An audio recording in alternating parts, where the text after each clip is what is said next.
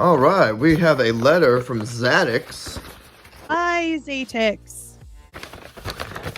Zadix writes, "Oh, wow, this is great. Oh, I remember you. You're the guy that wished me good luck getting 20 subs back when I had 17 subs in the last video. Look at there. Thank you, Zadix. That is fantastic. Oh, man. Happy President's Day."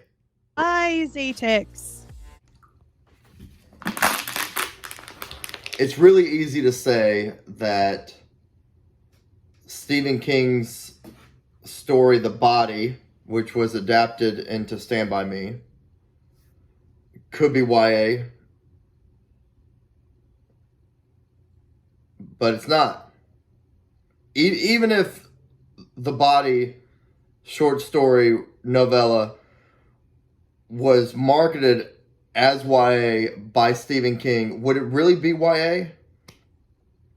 Because from where I'm sitting, Stephen King's The Body is just like the scenes in it with the kids.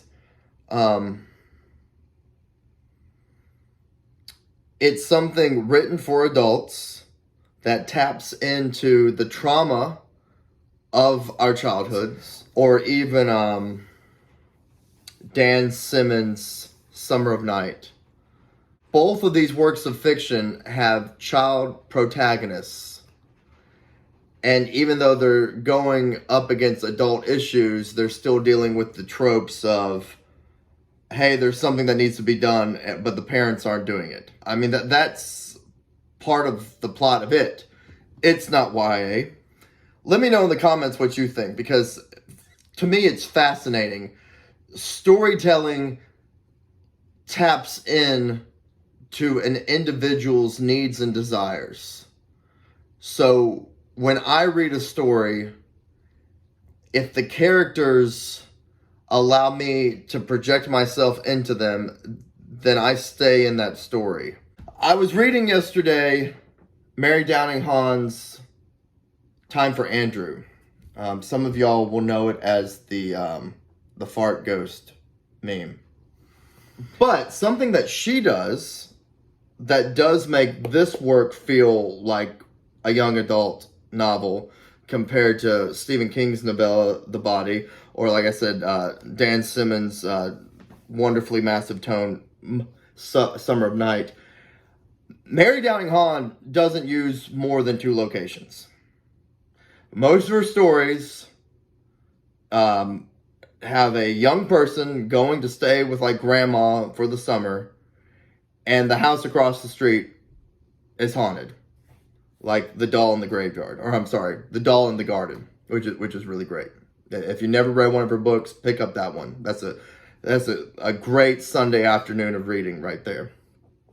This book, I'm only 3 chapters in, but this book, like the whole thing is taking place in one house. The whole thing. Like the opening sentence is the parents driving up the driveway, and then that first chapter, they're leaving their son, for the summer, with grandma, or the great aunt.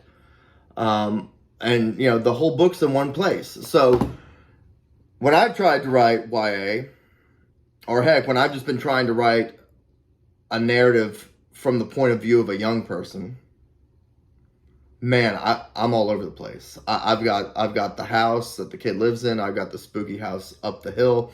I've got the dilapidated motel on the other side of town, where the kid is running to solve the mystery. And it's just so much. One thing I do like about one location, or 2 at the most, is the reader really gets a sense of space and a sense of place. And even in this book, it might be the 3rd chapter before we're even starting to learn certain things about the house, where a writer like Dan Simmons, he'll spend chapter 1, chapter 2, even chapter 3, giving you all this exposition so you can see this beautiful world that he's designed. I like the confidence of Hahn, where she may decide, okay, now in chapter 3, I'm going to give you the layout of the house. I love that. So, yeah, let me know in the comments, what makes something YA? Is it really just a matter of it being from the point of view of a young person? But anyway, had a little epiphany yesterday that I wanted to share with y'all. If you're struggling with getting that first draft of your YA novel written, then maybe you just need to cut out some locations. And it's not a wasted effort. Even if it doesn't work out, you're really pushing yourself to see, how minimalistic can I make the settings of the story to tell the story that my characters want to tell. And another thing that kind of comes to mind is get the first draft done either way. Even if you're writing and you're like, man, this doesn't sound like a young adult novel, man, just keep plowing through it. Get that first draft done. Once the first draft's done, then you can go back and start cutting out stuff. And I have a feeling that if I can get myself to just sit down and finish my young adult novel that right now doesn't feel, language-wise like a young adult novel. If I can just get that first draft done, I'm confident I can sit down with it and chop out the superfluous information in my sentences and get it down to something that intuitively I feel like is the YA language. Very to the point. Which again, this is why I love Mary Downing Hahn. You start one of her books and you're like, oh yeah, here's the kid. He's pulling up to the creepy house. There's going to be a ghost there. It kind of reads exactly like the other 3 books I've read by her.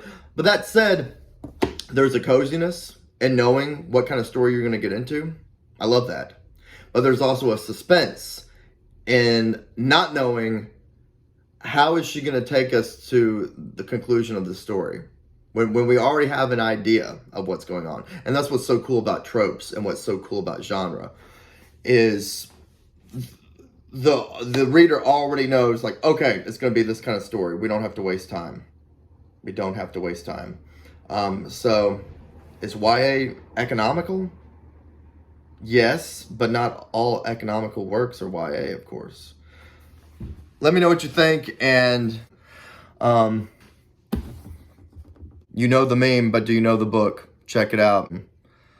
Mary Downing Hahn is just the master of creating the perfect read for what I call a short novel Sunday.